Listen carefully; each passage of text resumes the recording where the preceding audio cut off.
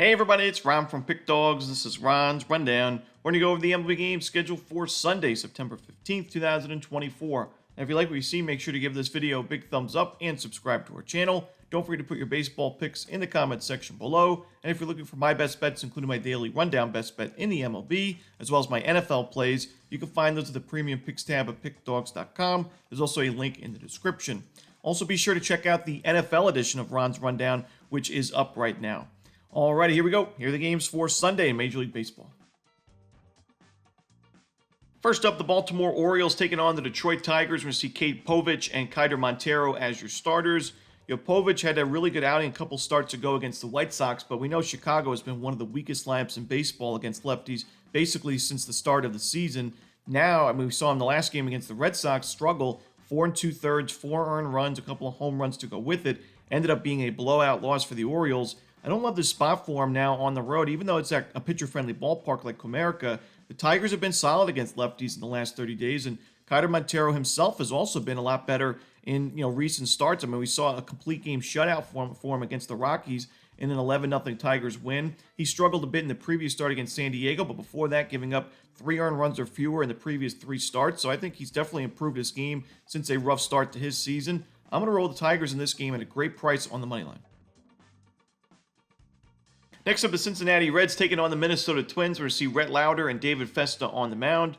David Festa, I think, has a lot of potential, and we see 62 strikeouts and 51 in the third inning so far, but it does look like he's running out of gas a little bit right now. When you look at his numbers recently and the fact that the Twins have lost his last 4 starts, he's had some quality starts thrown in there, but he is giving up a good amount of sharp contact. The control's been off a little bit, and we saw against the Angels last time out, 4 innings, 4 earned runs, a home run, 3 walks to go with it against an Angels team that we know has really struggled against righties and lefties offensively in the last month. To see that 6-2 loss, it's just tough for me to back Festa in this game with how well Rhett Lauder has pitched on the other side. 15 in the third innings, only a .59 ERA. I do expect regression going forward, but right now he's pitching well, and I like the Reds in this one on the money line. Next are the Boston Red Sox and the New York Yankees. This has been a fun series so far. We got Cutter Crawford and Carlos Rodon on the mound. The Red Sox, they have not been the best against left-handed pitching in the last month. Carlos Rodon, after a pretty tough start to the season, has put together some solid outings recently. His last 2 games against the Rangers and the Royals were a combined 12 innings, 3 earned runs. So, both of those games were quality starts, and a combined 20 strikeouts to go with it. He's had 8+ strikeouts in his last 3 games. So that's what you want to see, against the Red Sox team that's had a lot of strikeouts against lefties this year.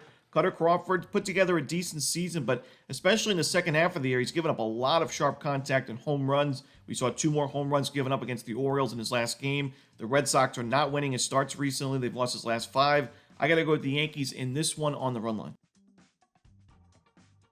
Next up, the Kansas City Royals taking on the Pittsburgh Pirates. We're going to see Brady Singer and Jared Jones on the mound.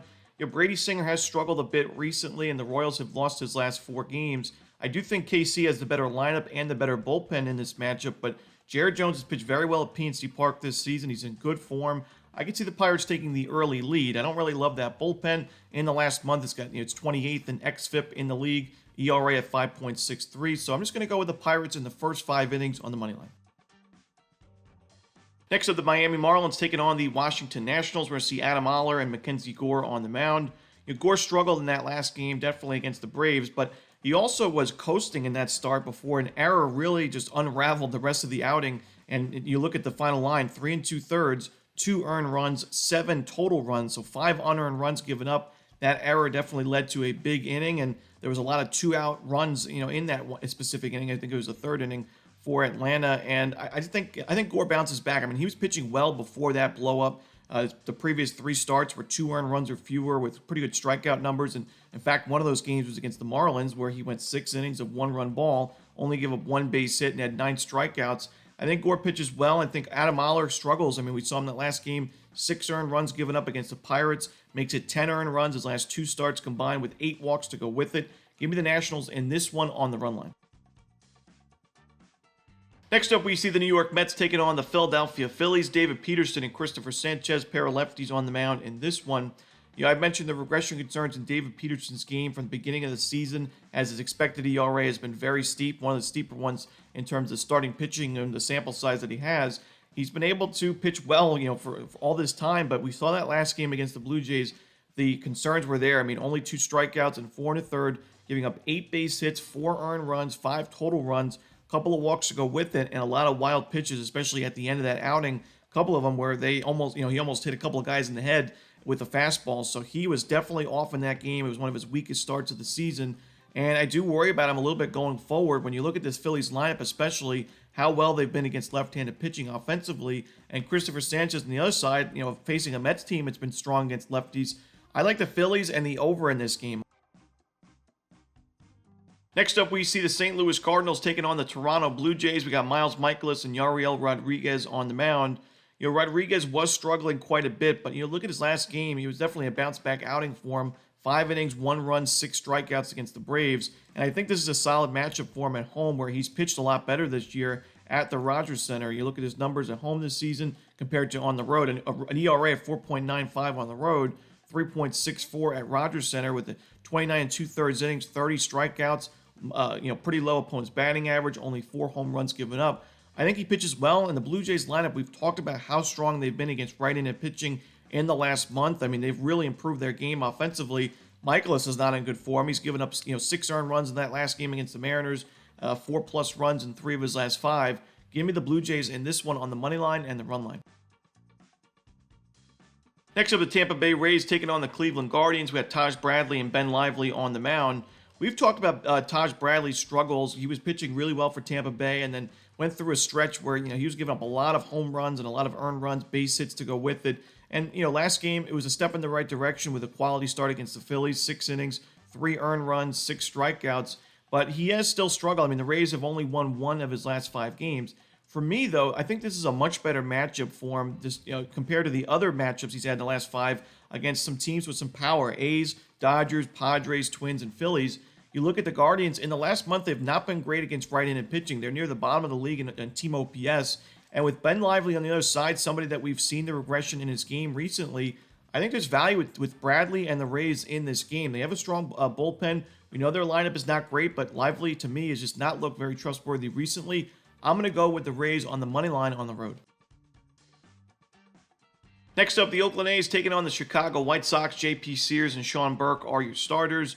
Burke made his season debut against Cleveland, pitched well, 3 innings, no earned runs, 3 strikeouts. It ended up being a White Sox loss, but he pitched well out of the bullpen. I think he'll pitch okay in this game, but I don't expect him to go too deep into this ballgame either. The problem for me with Chicago is their offense. They have struggled mightily against lefties this year, and J.P. Sears, while he's been a little bit inconsistent recently, is still, coming off a great outing against the Astros, a very tough lineup at Minute Maid Park. We got to remember the previous start that Sears had against the Astros. They absolutely crushed them, so he definitely got revenge in that game against Houston and ended up being a 4-3 win for the A's in extra innings. I think Sears pitches well on the road here, and I think the A's grab the win and the run line cover, even if they have to score some runs late against this White Sox bullpen. So give me Oakland in this one on the run line. Next up, we'll go to Coors Field as the Cubs take on the Rockies. Kyle Hendricks and Cal Quantrill are the projected starters. I like the Rockies in this game. I just like backing them at Coors Field, where they've been a lot more competitive this year and in recent years as well.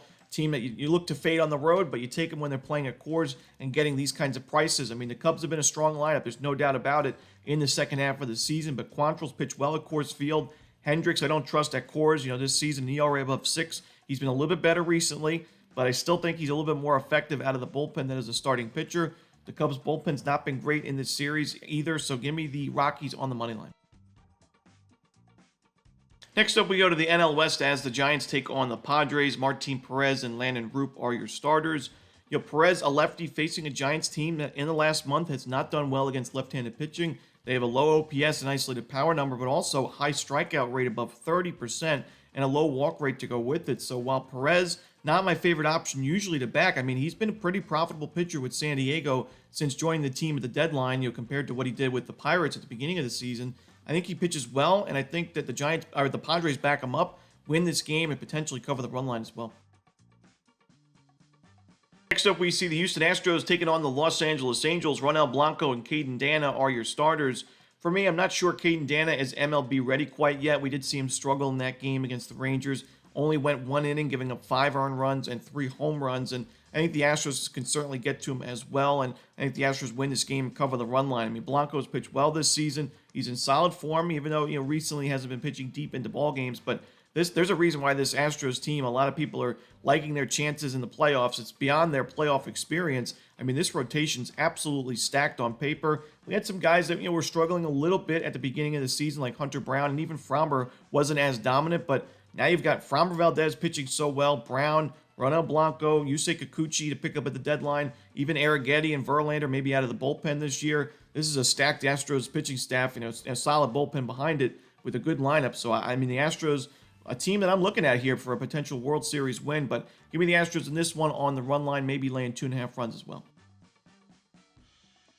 Next up, we see the Milwaukee Brewers taking on the Arizona Diamondbacks. We got DL Hall and Zach Gallen as your starters. Hall's been really sharp recently. Don't let the ERA above 4 fool you, because his last 2 months, even though it's only been a couple of outings each, he's gone combined 17 innings of work with a whopping 21 strikeouts and a very low ERA. He did face some weak lineups, the Reds, the Cardinals, the Giants, so this is definitely a tough matchup in Chase Field against the Diamondbacks. I like the Diamondbacks to win this game, but I think Hall could still put together a decent outing. The problem is Zach Gallen, we know he's pitched well at home in his career. This year it's been a little bit inconsistent, but I still think he's one of the better pitchers in the National League. Diamondbacks have such a strong lineup behind them. I'm going to go with Arizona in this game on the run line, but could be an interesting game early on. Next up, the Texas Rangers taking on the Seattle Mariners. We've got Andrew Heaney and George Kirby on the mound. I'm going to go with the Rangers in this game. I think, getting a really good price with Texas on the road is Andrew Heaney's pitching well for the Rangers. He had another quality start in that last game against the Angels, and they've won his last 4 games. The Mariners have not been anything special against lefties in the last month. They're right around league average in OPS and ISO, but that high strikeout rate still lingers. And George Kirby has pitched a lot better at T-Mobile Park this year, but last game at home, 5 earned runs, 7 base hits, and a couple of home runs against the Padres in a 7-3 loss. He's been rather inconsistent recently. I mean, we saw a couple of, in his last 3 games, 5 earned runs plus in 2 of those 3. So I think the Rangers, a lineup that's not been great this year against righties, but a lineup that's improved, I think they can get to Kirby, and I think the value lies with the Rangers in this one on the money line. And the final game we're going to talk about for the Sunday card in Major League Baseball, the Dodgers and the Braves. We got Walker Buehler and Charlie Morton on the mound. And, we've mentioned Walker Buehler's struggles this year. We just really haven't found his game. He hasn't really found his game this season. We saw another game against the Cubs last time out. 5 innings, 5 earned runs, 9 base hits, 2 more home runs, makes it 4 in his last 2 starts, and only 4 strikeouts and a 10-4 blowout loss. The Braves have not been great offensively in the last month against righties, but this is still a team that I think has the big-time, starting pitching and bullpen advantage in this game. The question is, can they get that situational offense, find a couple of runs against Buehler and a struggling Dodgers bullpen to go on to win this game? I think they do. I mean, Morton's pitching well. When we look at the bullpen advantage that Atlanta has, in the last month, the best xFIP in baseball and a 2.27 ERA, compared to the Dodgers, who have a solid ERA, but the worst xFIP in baseball in their bullpen in the last month. So I got to go with the Braves in this one on the money line to end the night. And that's it. Those are the games for Sunday in baseball. Hope you enjoyed this video. If you did, don't forget to hit that like button and subscribe and put those baseball picks in the comment section below. Again, if you're looking for my best bets, you can find those at Pick Dawgz Premium. As always, this is Ron Romanelli. Good luck.